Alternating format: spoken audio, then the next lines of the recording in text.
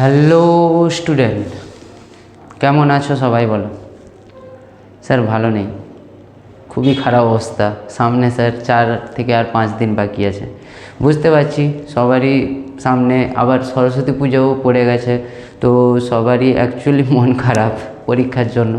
তো কি করবে, জীবনে এইরকম সময় এসেই যায়, তো পার করতে হবে। একটা বছর না হয় সরস্বতী পুজো খারাপই যাবে, তো করতে তো হবে, ঠিক আছে। তো আশা করি সবার পড়াশোনা খুব ভালো চলছে। তো একটা বছর পুজোতে একটু একটু তো নয় বলবো, ঘোরাঘুরি টোটালি বন্ধই করতে হবে, নাহলে খুব তোমাদের একদিন বাদেই পরীক্ষা, ঠিক আছে। হাতে টাইম খুবই কম। তো চলে এলাম দেখো আরও একটা এবিটি এর পেজ নিয়ে। অলরেডি 3টে পেজ আমরা আপলোড করেছি। তো এটা হলো 4 নম্বর পেজ আপলোড হতে চলছে। তো এটা হচ্ছে দেখো এবিটি এর টেস্ট পেপারের XIV 14 নম্বর পেজ ফিজিক্সের, আর পেজ নাম্বার হচ্ছে SC156, ঠিক আছে। তো এই পেজটা আমরা স্টার্ট করছি। খুব তাড়াতাড়ি আমি ভিডিওগুলো দেওয়ার চেষ্টা করব। এই পেজের 3টে ভিডিও সম্ভবত লাগবে এটার, তো দেখছি কি করা যাচ্ছে। তো যত তাড়াতাড়ি সম্ভব আমি তোমাদেরকে দেওয়ার চেষ্টা করব।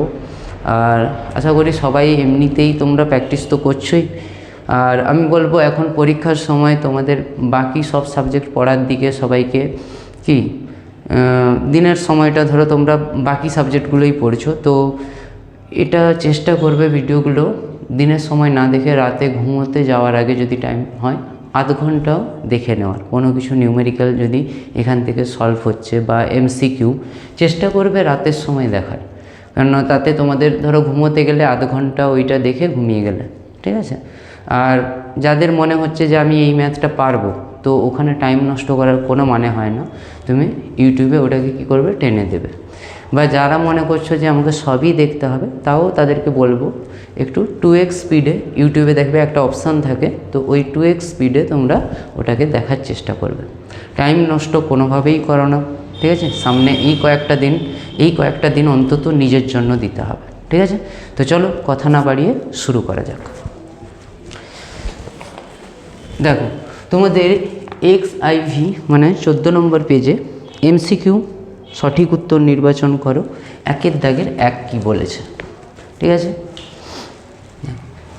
তো আমরা শুরু করতে চলেছি 1 দাগের 1 MCQতে।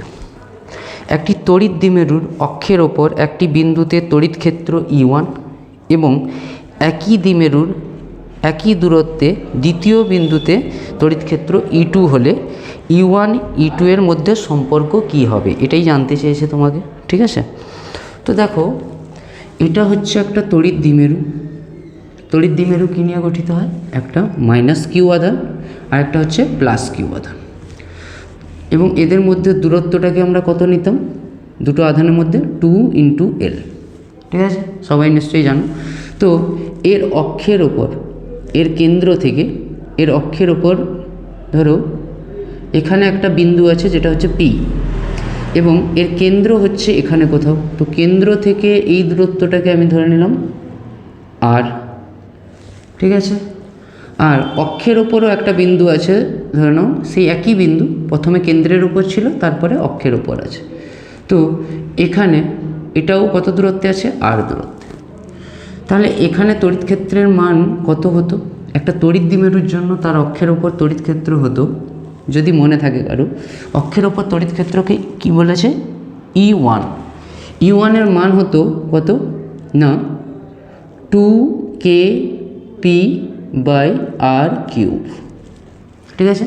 যেখানে P হচ্ছে তড়িৎ দ্বিমেরুর ভ্রামক, 2 তো কনস্ট্যান্ট, বুঝতে পারছো। K কত হচ্ছে, কেও একটা কনস্ট্যান্ট যার মান হচ্ছে 1/4πε0, আর r3, আর হচ্ছে দ্বিমেরুর মধ্যবিন্দু থেকে P বিন্দুর দূরত্ব, ঠিক আছে, এটা ছিল। আর লম্ব সমদ্বিখণ্ডকের ওপর তড়িৎ ক্ষেত্র বলেছে E2, এবং এটা কত হতো না শুধু kp/r³। আশা করি সবার মনে আছে। এবারে বলেছে এই E1 আর E2-র মধ্যে তাহলে সম্পর্ক কি হবে। দেখতেই পাচ্ছ যে E2-র মান হচ্ছে kp/r³ আর E1 এর মান হচ্ছে 2kp/r³। তাহলে এটাকে লিখতে পারি যে E1 সমান হচ্ছে 2 × E2। তো এটা হয়ে যাবে রিলেশন। তো অপশান কোথায় দেখতে পাচ্ছ এটা দেখো, অপশান বিতে আছে। তো অপশান বি হয়ে গেল কারেক্ট। ঠিক আছে, আশা করি সবাই বুঝতে পারছো। তড়িৎদ্বিমেরুর অক্ষের ওপর হয় 2kp/r³, লম্ব সমদ্বিখণ্ডকের ওপর হয় kp/r³। তো এই দুটোর মধ্যে রিলেশন হচ্ছে E1 = 2E2। ঠিক আছে, তো 2 নম্বর কোশ্চেন আমরা এখানেই করছি। 2 নম্বর কোশ্চেন কি বলেছে দেখো, বলেছে একটি সমবিভব তলের ব্যাসার্ধ 10 সেন্টিমিটার।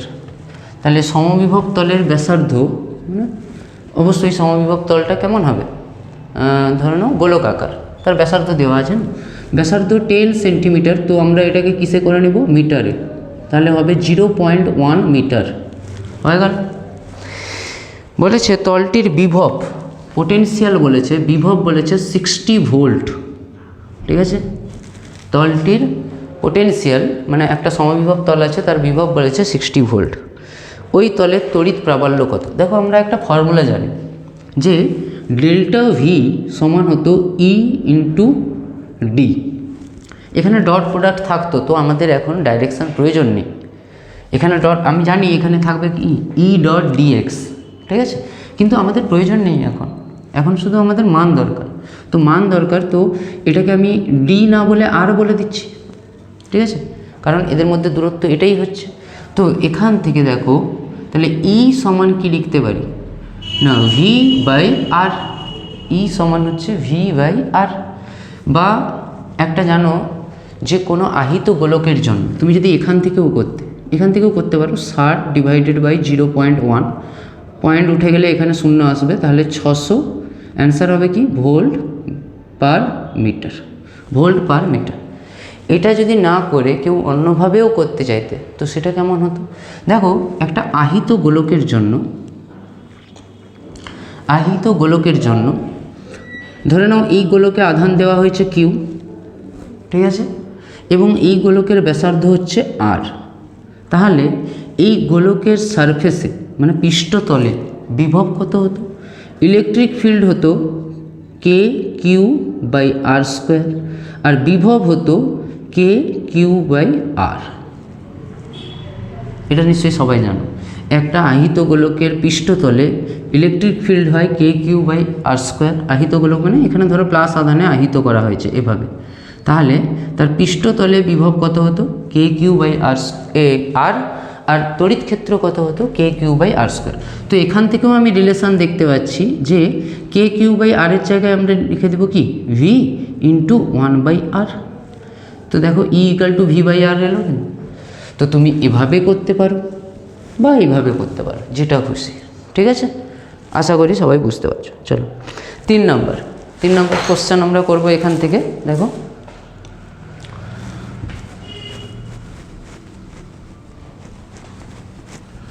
তো 1 দাগের 3 নম্বর কোশ্চেন কি বলেছে দেখো, বলেছে দুটো বাল্ব আছে 100 ওয়াট আর 40 ওয়াট, তাদের রোধের অনুপাত কত হবে। দেখো এরকম ক্ষেত্রে আমরা একটা ফর্মুলা জানি যে ক্ষমতা যাকে আমরা পাওয়ার বলি, পাওয়ারের সঙ্গে একটা রিলেশান আছে, পাওয়ার = হচ্ছে V²/R।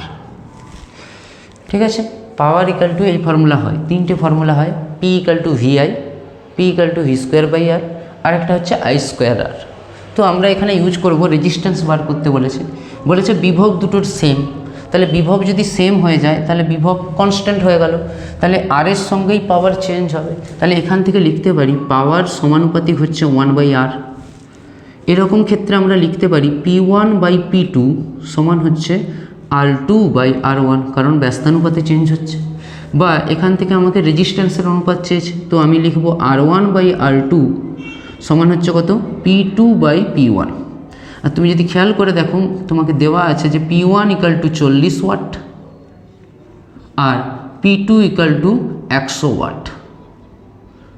তো দেখো এখানে মানগুলো বসিয়ে দাও, P2 হচ্ছে 100 আর P1 হচ্ছে 40, 0 0। তাহলে এটা হয়ে যাচ্ছে কত 2 2 4 2 5 10। তো R1 বাই R2 সমান হচ্ছে কত 5/2। তো এখান থেকে R1:R2 কত এলো না 5:2। ঠিক আছে, আশা করি সবাই বুঝতে পারছো।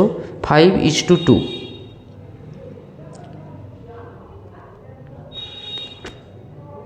5:2, P1/P2 সমান হচ্ছে R2/R1।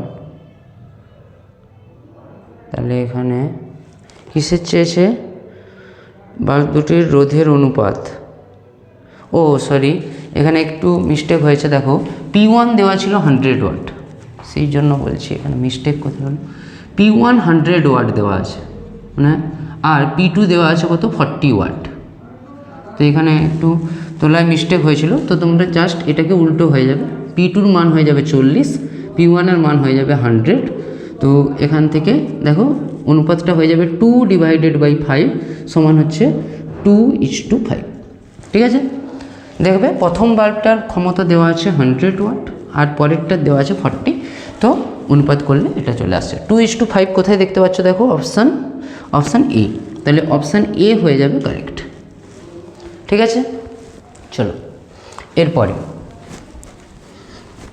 3 নম্বর হয়ে গেল।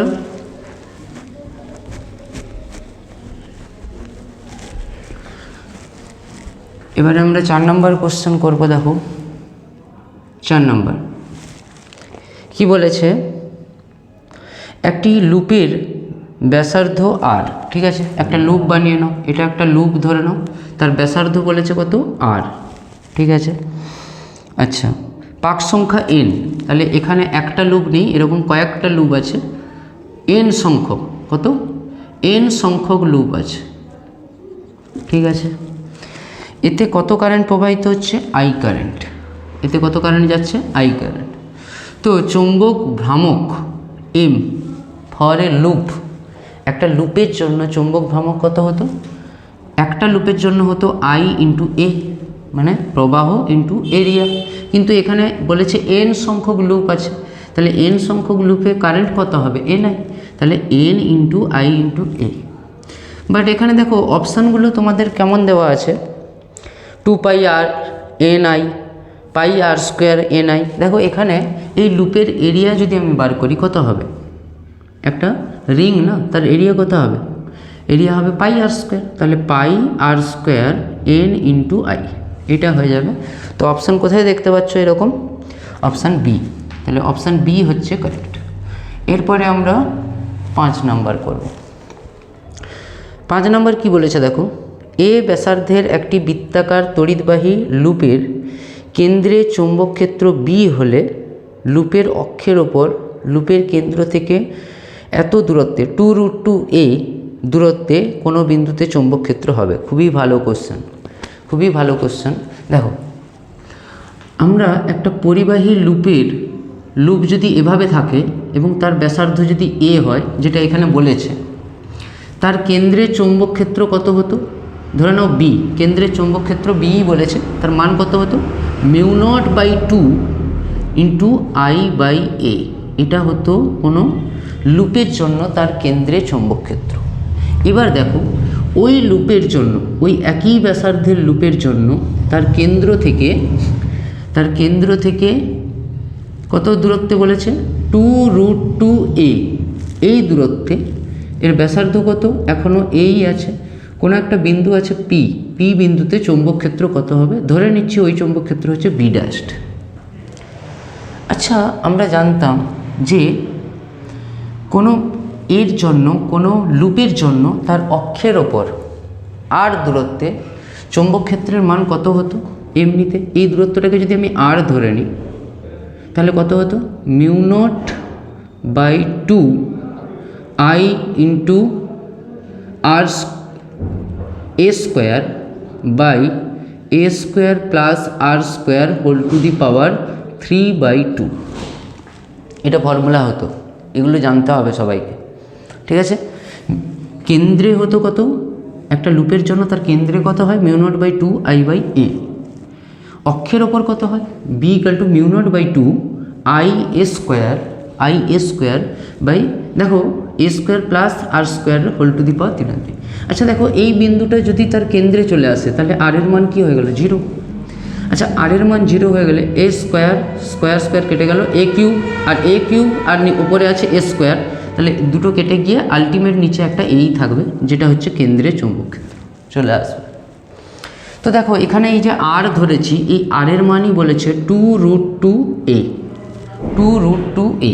তাহলে এখানে মানটা বসানো যাক। তাহলে বি ড্যাশ সমান লেখা যেতে পারে μ0/2 I A square by A square plus দেখো 2√2a এর হোল স্কোয়ার হবে 2 × √2a তার হোল স্কোয়ার, ঠিক আছে, এর হোল স্কোয়ার, আর পুরোটার থাকবে হোল টু দি পাওয়ার 3/2, ঠিক আছে। তাহলে এখান থেকে বি ড্যাশ সমান μ0/2 আই ইন্টু এ স্কোয়ার। আচ্ছা এখান থেকে এ স্কোয়ার দুটো থেকে কমন আসবে, এ স্কোয়ারের হোল টু দি পাওয়ার 3/2, তাহলে এ স্কোয়ারের 2 তো কেটে যাবে, তো এ কিউব হয়ে বাইরে আসবে।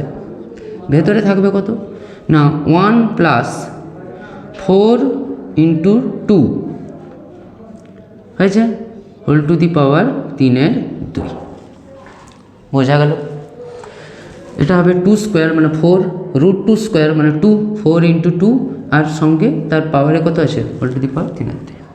আচ্ছা এখান থেকে দেখো তাহলে বি ড্যাশ সমান লিখতে পারি μ0/2 আচ্ছা I into A square by A cube, ঠিক আছে, বা এ স্কোয়ার না লিখে এ কিউব আর এ স্কোয়ার কেটে দাও, তো এখানে এ নিচে একটা থাকবে। আর এখানে দেখো 4 8 + 1 মানে 9কে আমরা লিখতে পারি 3 স্কোয়ার তার হোল টু দি পাওয়ার 3/2। তাহলে এখান থেকে হলো ভি ড্যাশ সমান μ0/2 আই বাই এটা কত আসবে দেখো 3 স্কোয়ার কেটে গেল 3³ মানে 27 এ ইন্টু 1/27। আচ্ছা দেখো দেখি এই টার্মটা মানে কি? এই টার্মটা মানেই তো হচ্ছে তার চৌম্বক ক্ষেত্র বি কেন্দ্রে চৌম্বক ক্ষেত্র বি বলেছে না, তাহলে বি সমান তো এটাই হলো। তাহলে বি ড্যাশ সমান কত আসছে দেখো, বি ড্যাশ সমান আসছে b/27, এটা হয়ে গেল তোমার অ্যান্সার। তাহলে অক্ষের ওপর চৌম্বক ক্ষেত্র কত হবে b/27। অপশান কোথায় দেখতে পাচ্ছ? অপশান ডিতে আছে। খুবই ভালো কোশ্চেন ছিল, ঠিক আছে, আশা করি বুঝতে পারছো সবাই। অক্ষের তার কেন্দ্রে ধরলাম, অক্ষের ওপর ধরলাম, তারপরে সেখান থেকে এটা চেঞ্জ করে এখানে মানগুলো বসালাম, দিয়ে ক্যালকুলেশন করলে এটা পেয়ে যাবে, ঠিক আছে। তো চলো এর পরের কোশ্চেন 5 নম্বর হয়ে গেল, তো 6 নম্বর তুলে নাও, যারা তোলনি এখনও তুলে নাও, বা ভিডিও পজ করে পরে তুলে নেবে, আগে দেখে নাও। আচ্ছা ভিআইতে কি বলেছে দেখো, একটি বর্তনীতে এসি প্রবাহের তাৎক্ষণিক মান এটা দিয়েছে, ঠিক আছে। এসি প্রবাহের তাৎক্ষণিক মান বলেছে I = I0 T/T। এটা একটা এসি প্রবাহের মান দিয়েছে, যেখানে বলে দিয়েছে যে 0 থেকে গ্রেটার দেন হচ্ছে স্মল টি, তার থেকে বড় হচ্ছে ক্যাপিটাল টি, ঠিক আছে, টাইমটা বেশি। তাহলে এসি প্রবাহের মান কত? আচ্ছা এসি প্রবাহের মান 3 রকম হতে পারে। কোন মানটা চেয়েছে? এভারেজ, নাকি পিক কারেন্ট, নাকি আরএমএস ভ্যালু? তো মনে রাখবে যদি কোনো সময় বলা না থাকে কারেন্ট কি বার করতে বলেছে, তো সব সময় কি ভ্যালু বার করতে বলছে? RMS value. তো আরএমএস ভ্যালু বার করার, ধরো আমি একটা কারেন্টের আরএমএস ভ্যালু বার করতে চাই, তো নিয়ম কি না, IRMS সমান আমরা কি লিখি না I² তার এভারেজ তারপরে রুট, এটাই হচ্ছে আরএমএস ভ্যালু বার করে নিই। কিন্তু I² এর এভারেজ তো প্রথম বার করতে হবে না, I সমান আমাকে দেওয়া আছে এটা, তো এখান থেকে আমি এভারেজ কি করে বার করব? দেখো যদি আমাকে I এভারেজ বার করতে হয়, তার ফর্মুলাই হচ্ছে এরকম কি না integration of IDT by integration of DT, এটাই হচ্ছে ফর্মুলা ফর ফুল সাইকেল, মানে 0 to T এটাও হয়ে যাবে কত 0 to t, লিমিটটা কত হয়ে যাবে 0 to t। বা এটাকে তুমি ডিরেক্ট লিখতে পারো, দেখো ডিটির ইন্টিগ্রেশন t আসবে, তো আলটিমেট এটাকে মুছে দিয়ে তুমি ডিরেক্ট লিখতে পারো 1/t integration of i dt 0 to t, এটা ঠিক আছে। তো তোমাকে তো আই এভারেজ বার করতে হবে না, কি বার করতে হবে, আরএমএস ভ্যালু বার করতে গেলে এই কারেন্টের স্কোয়ারের এভারেজ, ঠিক আছে। তাহলে এবার আমরা স্টার্ট করছি এই ফর্মুলা থেকে, কিভাবে হবে। তাহলে প্রথমে এটাকে স্কোয়ার করো, আই তার স্কোয়ার, খুবই ইম্পর্ট্যান্ট কোশ্চেন, জেনে রাখো এই কোশ্চেনগুলো খুবই ইম্পর্ট্যান্ট কোশ্চেন, ঠিক আছে, এবং স্ট্যান্ডার্ড কোশ্চেন, এর থেকে আর কি স্ট্যান্ডার্ড দেবে কোশ্চেন, এরকমই আসবে, ঠিক আছে। আই স্কোয়ার মানে হচ্ছে I not square T by capital T, T square by capital T square, এটা হয়ে গেল। এবারে করতে হবে কি এর এভারেজ, তাহলে আই স্কোয়ার তার এভারেজ মানে এর ওপরে একটা বার দিয়ে দাও, তো এভারেজ হয়ে গেল। তাহলে এটা কি হবে না, ফর্মুলা আমরা কি জানি, ইন্টিগ্রেশন অফ, বা এভাবে লিখব যে integration of I square DT by integration of DT 0 to t 0 to t, ঠিক আছে। বাস এবারে মানগুলো বসাও, আই স্কোয়ারের মান তো আমরা বার করে নিয়েছি, এটা এখানে বসাবো, দিয়ে ক্যালকুলেশন করব। তাহলে এটা কি হবে দেখো, ঠিক আছে, দেখো তো এখানে বসানো যাবে, দেখো ডিটির মান এখানে বসাবে, ডিটির ইন্টিগ্রেশন কত হবে, টি হবে, তো 1/t তো নিচে থাকলো, ঠিক আছে।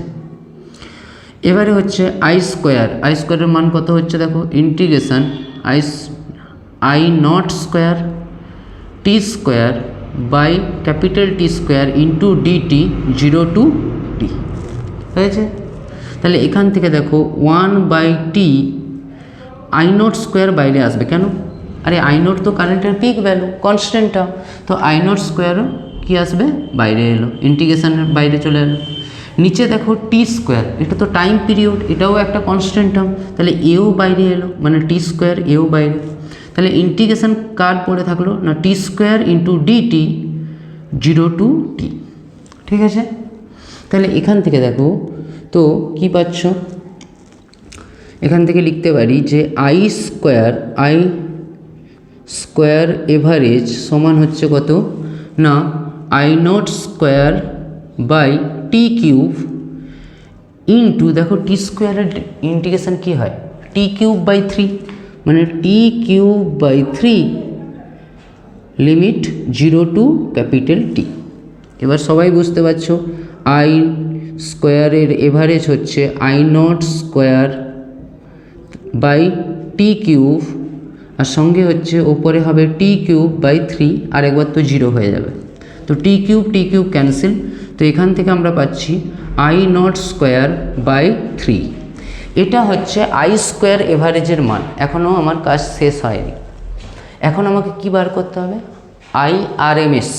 তাহলে আই আরএমএস এটা কত হবে না আই স্কোয়ারের এভারেজের কি হয় রুট, তাহলে আই স্কোয়ার এভারেজ কত পেয়েছি, আই নট স্কোয়ার বাই 3, তাহলে আই নট স্কোয়ার বাই 3 তার রুট মানে আসছে কত না আই নট বাই √3, তো অ্যান্সার হয়ে যাবে কত না এসি প্রবাহ মাত্রা কত হবে আই নট বাই √3।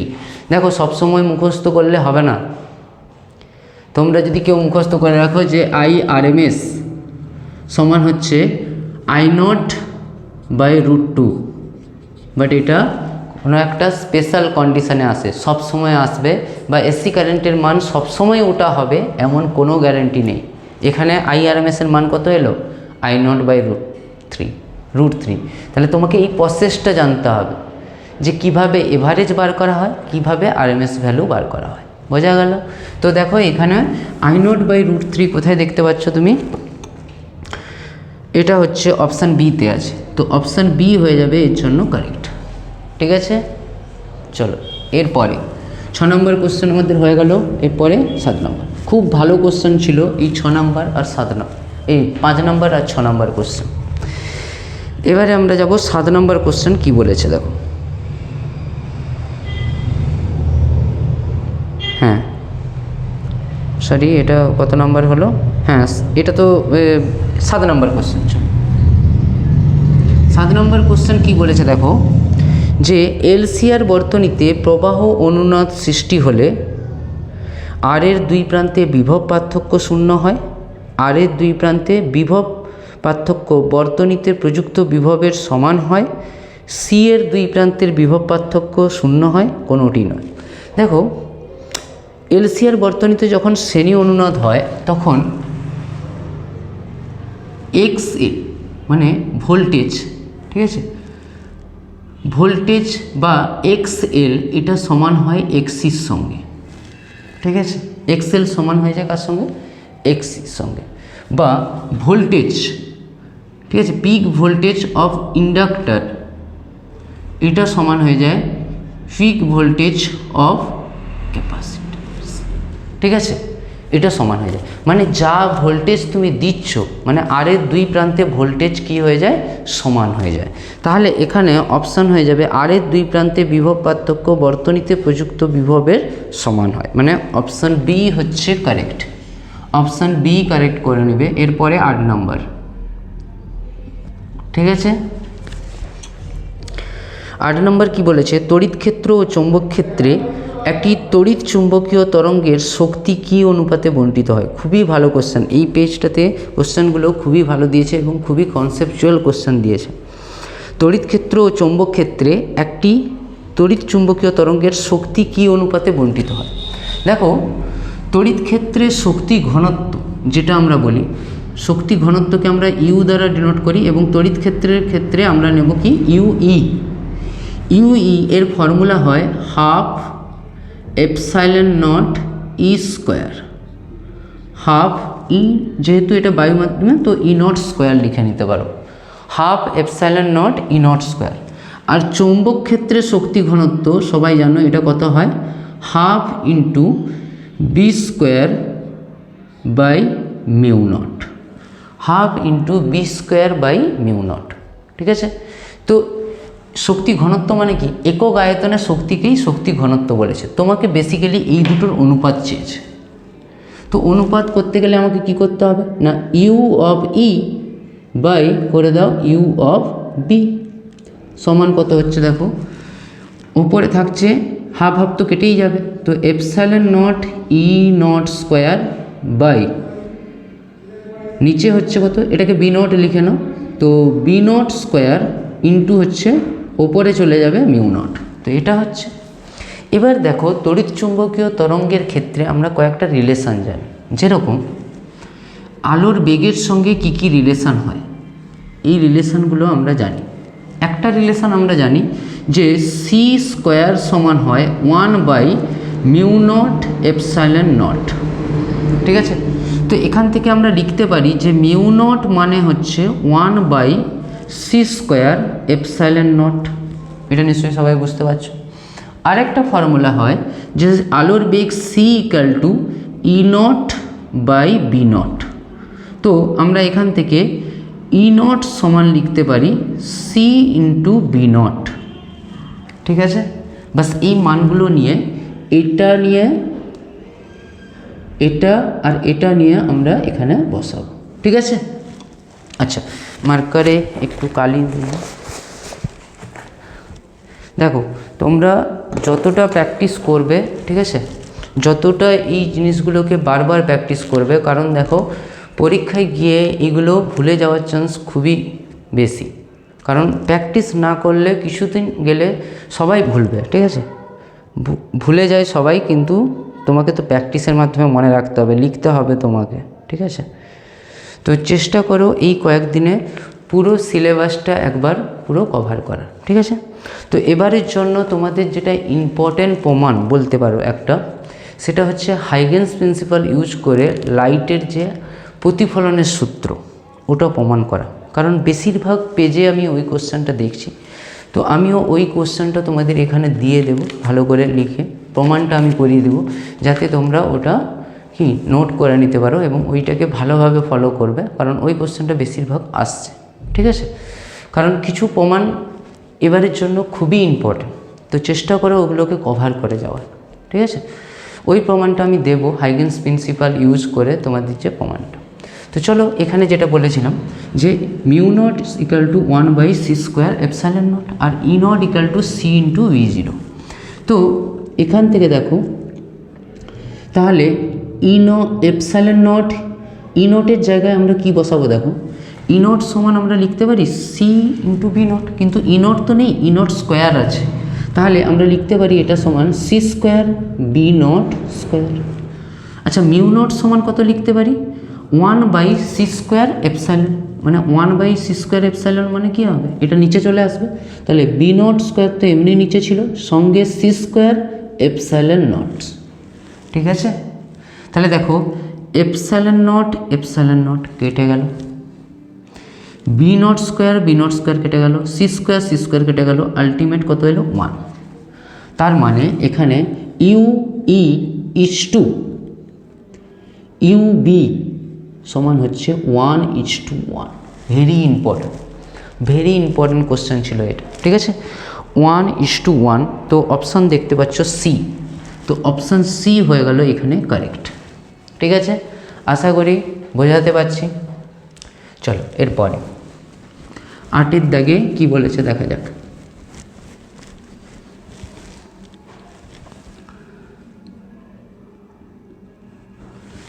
সরি, এটা 8 হয়ে গেল, তো 9-এর দাগে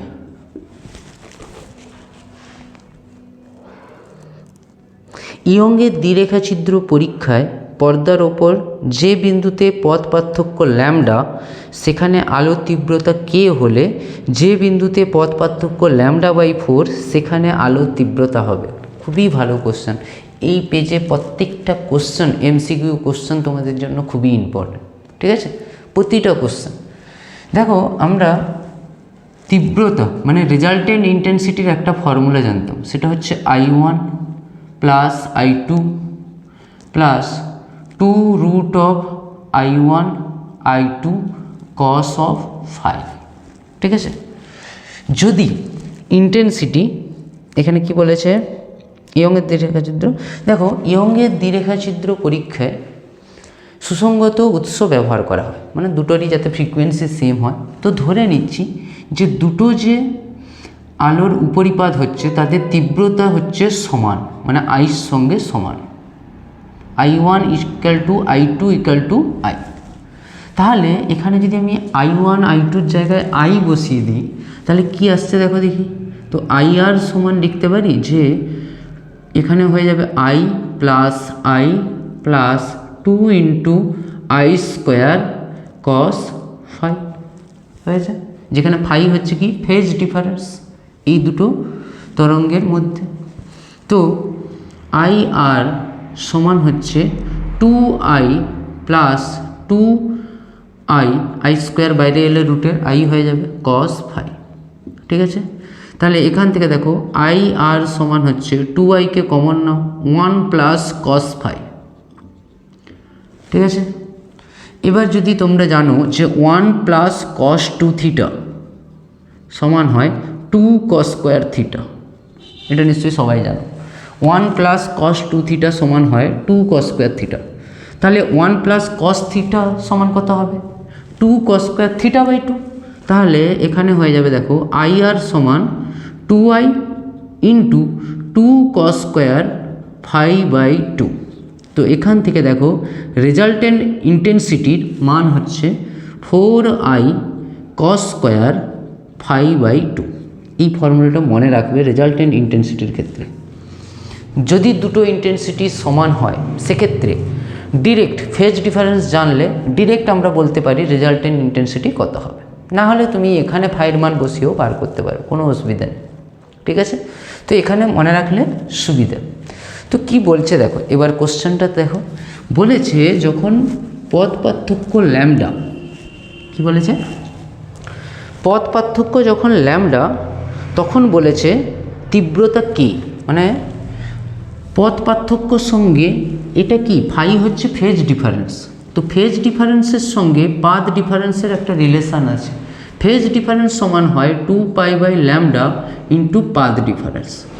তো বলেছে কি প্রথম ক্ষেত্রে পাথ ডিফারেন্স হচ্ছে ল্যামডা, তাহলে ফেজ ডিফারেন্স হয়ে যাবে 2π/λ ইন্টু ল্যামডা। তাহলে ল্যামডা ল্যামডা কেটে গেল, তো ফেজ ডিফারেন্স এলো কত 2π। ঠিক আছে, তাহলে সেক্ষেত্রে রেজাল্টেন্ট ইন্টেন্সিটি IR সমান কি লিখতে পারি 4I cos স্কোয়ার, দেখো 5/2 হয় না, cos স্কোয়ার 5 কত 2π, 2π/2 মানে পাই। এবার সবাই জানো যে এই ইন্টেন্সিটিটার মান বলেছে কত কে, এইটা পুরোটা ফেজ ডিফারেন্স যখন এটা হচ্ছে তখন ইন্টেন্সিটির মান কত হচ্ছে কে।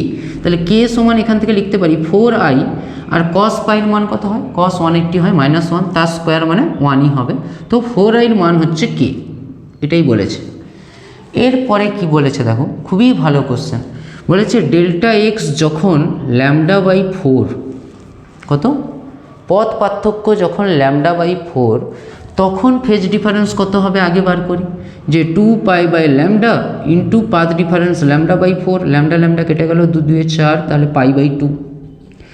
ঠিক আছে, তাহলে তখন রেজাল্টেন্ট ইন্টেন্সিটিকে আমি কে ড্যাশড বললাম, এখানে প্রথমে যেটা ছিল সেটাকে কে বলেছে, তো এটাকে আমি কে ড্যাশড বলছি। কে ড্যাশ সমান কত লিখবো 4I cos স্কোয়ার π/2 এর তারও অর্ধেক, দেখো cos স্কোয়ার 5/2 হয় না, 5 মান কত এসছে π/2, তারও অর্ধেক কত হবে মানে এটা 90, 90-এর অর্ধেক 45 মানে π/4। আর সবাই জানো এটা কত হচ্ছে, তাহলে কে ড্যাশ সমান 4I cos π/2 কত হয় 1/√2। ঠিক আছে, তাহলে 1/√2 এর হোল স্কোয়ার মানে কত আসবে হাফ, আর এই cos 45 ডিগ্রি কত হয় 1/√2, sin 45ও কত হয় 1/√2। তাহলে দেখো কে ড্যাশ সমান কত পাচ্ছ, কে এর মান কত ছিল প্রথমে 4I, তাহলে এটা হয়ে যাবে কত 4I এর জায়গায় বসে দেবো k/2, তাহলে কে ড্যাশ নতুন যে তীব্রতা হবে সেটা হচ্ছে k/2 হবে। প্রথমে যা ছিল ল্যামডা পাথ ডিফারেন্সের জন্য যদি কে হয়, তাহলে λ/4 এর জন্য হবে k/2, অপশান হচ্ছে সি, অপশান সি হচ্ছে কারেক্ট। বোঝা গেছে? ঠিক আছে, খুবই ভালো, প্রত্যেকটা MCQ এখানে স্ট্যান্ডার্ড লেভেলে দিয়েছে। ঠিক আছে, প্রতিটা MCQ খুবই ভালো করে দেখো, এখানে MCQতে একটু টাইম যাচ্ছে যাক, কিন্তু MCQ প্রত্যেকটা এখানে এমন নয় যে দেখে অ্যান্সার বলে দেবে, তুমি প্রত্যেকটা তোমাকে কষতে হবে, খুবই স্ট্যান্ডার্ড MCQ, এবং চেষ্টা করো সব বুঝে করার। ঠিক আছে, না হলে ওখানে নামবে না, এটা ভাবো না যে ফিজিক্সের MCQ আমি দেখেই অ্যান্সার বলে দেবো, হ্যাঁ হবে ওটা প্র্যাকটিস করতে করতে। ঠিক আছে, কিন্তু তা সত্ত্বেও বলা তো উচিতই নয়। ঠিক আছে, কারণ বলতে গিয়ে ভুলই বলে ফেলবে, তো ভুল করার থেকে একটু করে নেওয়াই ভালো। তো এরপরে হচ্ছে কত 9 নম্বর MCQ আমরা করলাম, তো এরপরে হচ্ছে 10 নম্বর। 10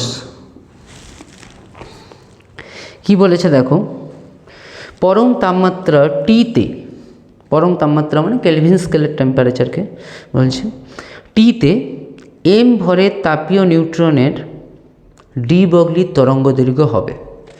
দেখো ডি বগলির তরঙ্গ দৈর্ঘ্য ল্যামডা ইকুয়াল টু হয় h/p।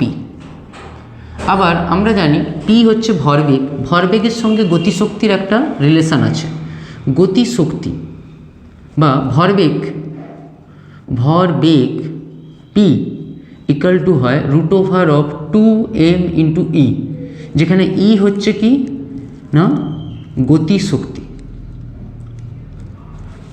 ঠিক আছে, এবার যদি তোমরা গ্যাসের গতীয় তত্ত্ব পড়ে থাকো, সেখানে গ্যাসের অণুগুলোর মধ্যেও কি থাকে নিউট্রন প্রোটন, তো গ্যাসের অণুগুলোর একটা কাইনেটিক এনার্জি থাকে। ঠিক আছে, তো সেই কাইনেটিক এনার্জির ফর্মুলা হয় 3/2 kT, যেখানে কে হচ্ছে কি বোল্টজম্যান কনস্ট্যান্ট, কে কি বলা হচ্ছে বোল্টজম্যান কনস্ট্যান্ট হয়েছে 3/2 kT, এটা হচ্ছে গ্যাসের একটি অণুর কাইনেটিক এনার্জি। ঠিক আছে, তো এখানে বলেছে দেখো যে ডি বগলির পরম তাপমাত্রায় টিতে, ঠিক আছে, এম ভরের তাপীয় নিউট্রনের ডি বগলির তরঙ্গ দৈর্ঘ্য, তো একটা নিউট্রনের কথা বলা হচ্ছে, সেক্ষেত্রেও তার কাইনেটিক এনার্জি কত হয়ে যাবে না 3/2 kT। যদি 1 মোলের ক্ষেত্রে বলা হতো, কোনো গ্যাসের 1 মোলের ক্ষেত্রে কাইনেটিক এনার্জি, সেটা হতো 3/2 RT। ঠিক আছে, তোমাদের 11 এইগুলো পড়েছ। স্যার 11-এর কথা না বললেই ভালো, এটা 11-এর টপিক। ঠিক আছে, তো এটা হয়, কেউ যদি নাম মনে থাকে এটা মনে রাখো যে এটা হয়। ঠিক আছে, তো এখানে জেনারেলি আমরা বসাতে পারি, তাহলে ল্যামডা ইকাল টু কী হয়, H/P। পির জায়গায় আমরা বসাবো কি, √2m × E হয়েছে। তো এখান থেকে ল্যামডা সমান বসাতে পারি H/√2m, ইর জায়গায় কি বসাবো না 3/2 KT। ঠিক আছে, 2 2 ক্যান্সেল, তো এখান থেকে ল্যামডা সমান কত পাচ্ছ না H/3m KT। তো এটা ডি ব্রগলির তরঙ্গ দৈর্ঘ্য আসবে √3m KT। তো অপশান কোথায় দেখতে পাচ্ছ, অপশান সিতে আছে। তো এটা হয়ে যাবে অপশান সি। ভেরি ইম্পর্ট্যান্ট, খুবই ইম্পর্ট্যান্ট কোশ্চেন। এখানে এনার্জির সঙ্গে মনে রাখো, যদি একটা নিউট্রনের বা একটা তোমার প্রোটনের কোনো কিছুর একটা বলে যে কাইনেটিক এনার্জির সঙ্গে পরম শূন্য তাপমাত্রায় কাইনেটিক এনার্জি কি হবে, তখন রিলেশন মনে রাখবে 3/2 KT হয়। ঠিক আছে, তো ওখানে এটা বসিয়ে দিলে এনার্জির জায়গায় তো এটা চলে আসবে। চলো এরপরে 11 দাগে, 11 দাগে কী বলেছে দেখা যাক। তোলা হয়ে গেছে আশা করি সবার। তো XI 11 বলেছে, একটি কোনো তেজস্ক্রিয় পদার্থ তার প্রাথমিক ভরের 1/16 অংশে পরিণত হতে 24,000 বছর লাগে। ঠিক আছে, কি বলেছে, কোনো তেজস্ক্রিয় পদার্থ তার প্রাথমিক ভরের 1/16 অংশ। তাহলে আমি ধরে নিচ্ছি তার প্রাথমিক ভর ছিল ভর সমান n0। ঠিক আছে, তাহলে 1/16 অংশ পরিণত হতে, 1/16 অংশ মানে এখন 1/16 অংশ বাকি আছে, তাই তো। তাহলে অতএব অবশিষ্ট ভরকেই আমরা কি বলি, ভর n ইকাল টু কী হবে, তাহলে প্রথমে ছিল n0, তার 1/16 অংশ বাকি আছে। তাহলে আমরা একটা ফর্মুলা জানি যে n ইকাল টু হয় n0 2 to the power small t by capital T, যেখানে ক্যাপিটাল T হচ্ছে কি অর্ধায়ু, কি অর্ধায়ু, তোমাকে অর্ধায়ু বার করতে বলেছে। আর তোমাকে স্মল t সমান দেওয়া আছে কত, 24,000 বছর। কত টাইম লেগেছে, 24,000 বছর। তো বসিয়ে দাও, আর কিছু নয়, n এর জায়গায় n0/16 সমান হচ্ছে n0/2 to the power t by capital T। আমি পরে মান বসাচ্ছি। তো n0 ক্যান্সেল। আচ্ছা 1 এটাকে লিখতে পারি, দেখো 2 to the power t by capital T, এটা সমান লিখতে পারি 2 টু দি পাওয়ার 4। 16কে লিখতে পারি, তাহলে t বাই ক্যাপিটাল T এটা সমান হচ্ছে 4, বা তাহলে ক্যাপিটাল T সমান লিখতে পারি কত, দেখো টির মান দিয়েছে 24,000/4 মানে 6,000 বছর।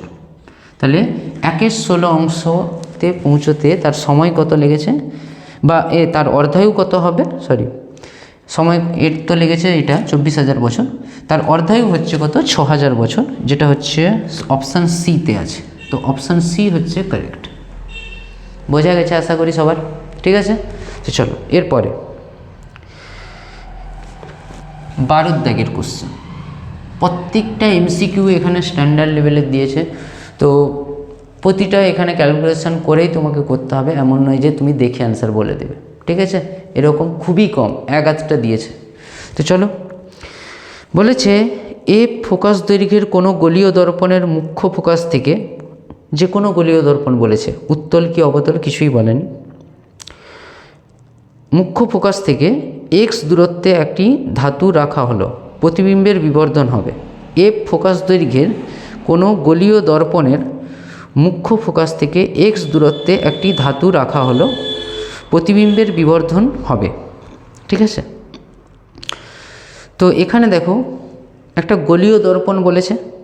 তো গলীয় দর্পণের ক্ষেত্রে যেহেতু আমাকে কোনো দর্পণ কিছুই বলে দেয়নি, তো আমি এখানে শুধু কি বার করার চেষ্টা করব না, এদের মধ্যে ফোকাস দৈর্ঘ্যের প্রতিবিম্বের বিবর্ধন কত হবে সেটা জানতে চেয়েছে।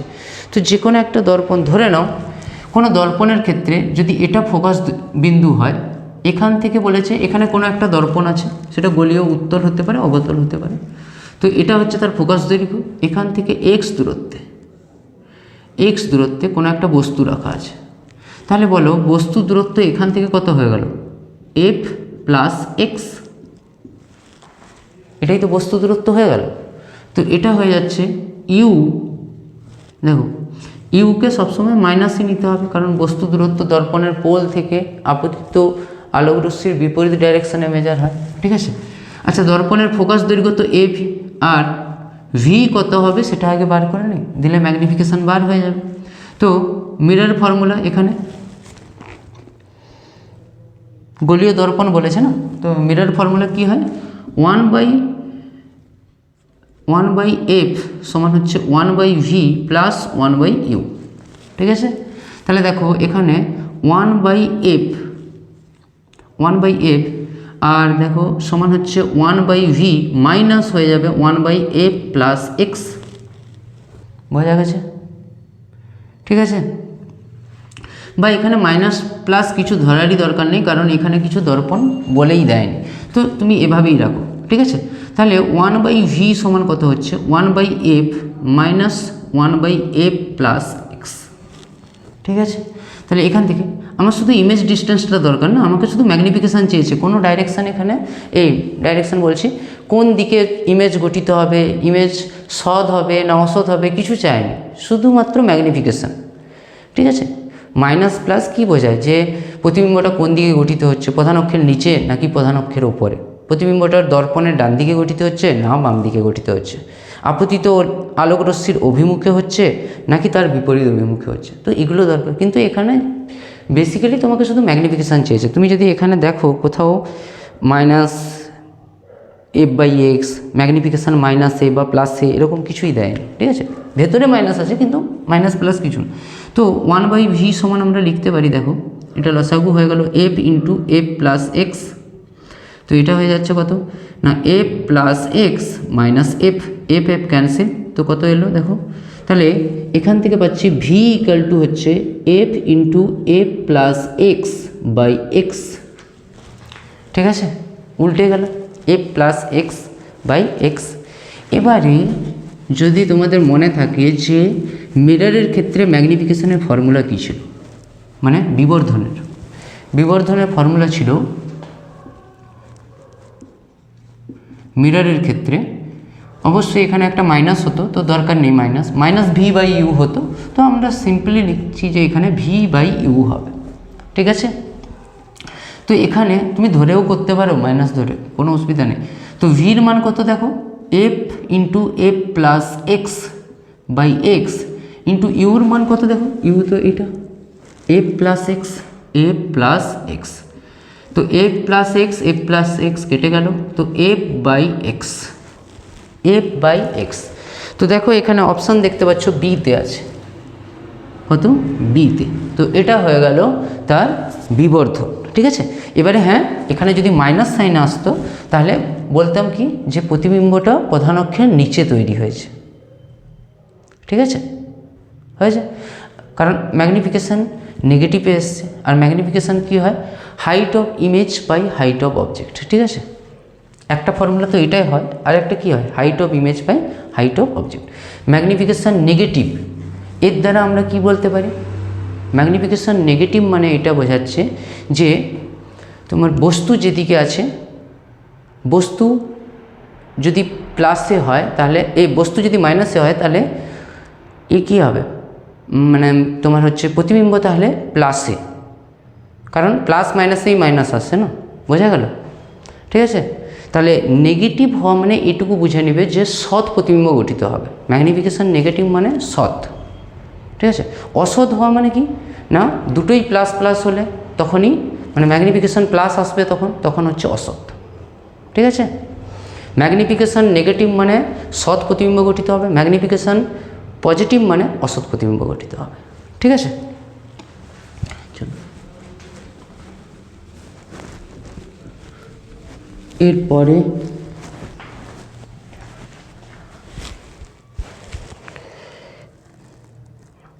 13 দাগে দেখো, 1 দাগের এক্স ট্রিপল আই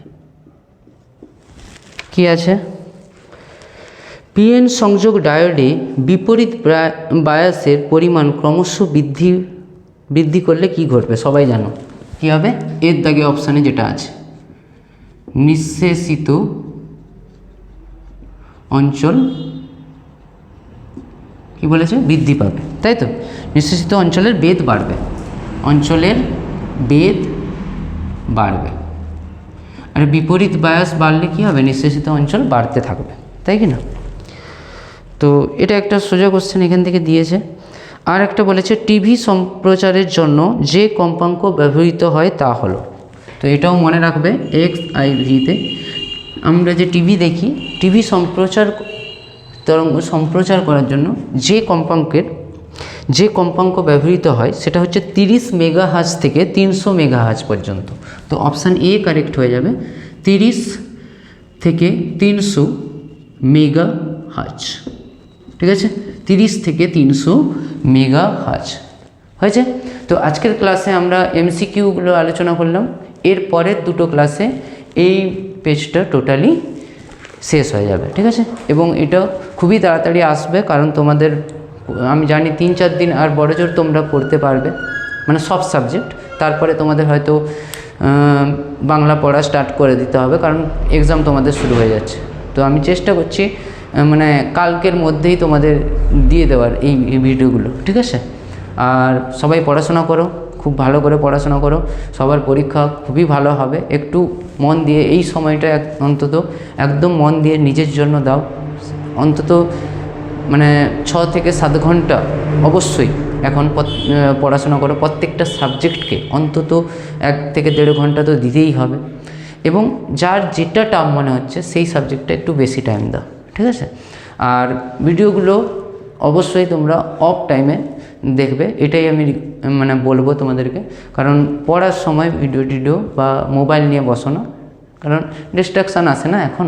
তো যখন ঘুমোতে যাবে আধ ঘন্টা একটু দেখে নেবে এইসবগুলো, ঠিক আছে? একটু টেনে দেখলেও বুঝতে পারবে, সবাই সব কিছুটা পারবে না এমনও নয়, ঠিক আছে? যেটা মনে হচ্ছে যে এটা একটু বুঝতে পারছি না, তো একটু দেখবে, নাহলে একটু স্পিডে দেখে নেবে, ঠিক আছে? তো চলো সবাই ভালো করে পড়াশোনা করো। Thank you.